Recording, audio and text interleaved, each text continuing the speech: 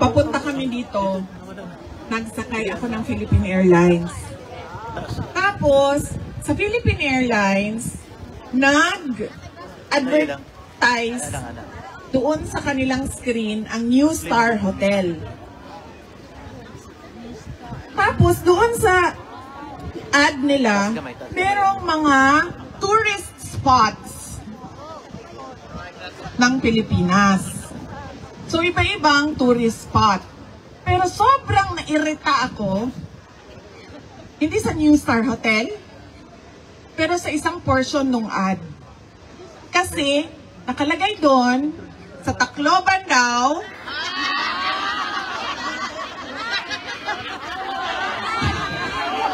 anong tourist spot niyo doon? San Juanico! Diba? Ano ba? San Juanico Bridge. Tourist spot daw ang San Juanico Bridge. Alam niyo ba gaano kahaba ang San Juanico Bridge? 2.6 kilometers. Sobrang irritated ako. Paano naging tourist spot ang 2.6 kilometers na bridge? Ang bridge sa China, papunta sa Shenzhen, papunta sa Macau, papunta sa Hong Kong. Gaano kahaba?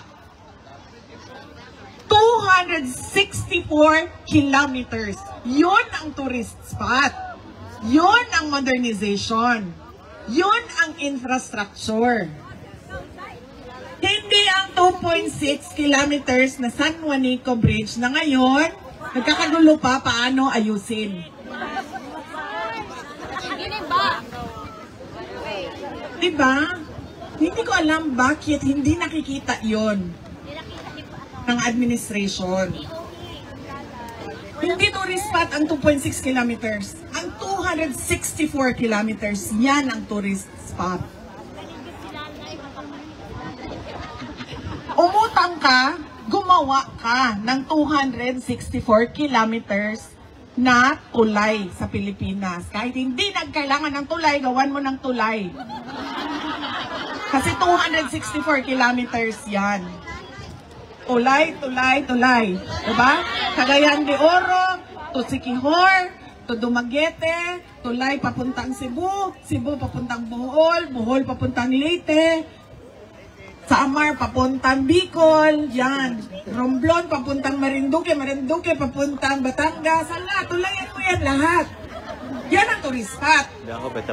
Philippines, the country of bridges. Yan ang tourist spot. Huwag niyo akong bigyan ng ad ng Pilipinas at sasabihin ninyo sa akin, tourist spot ang 2.6 kilometers. We're living in the 1970s. Diba? Ekonomiya, maganda sa papel. Utang, na wala tayong nakikita kung saan napupunta.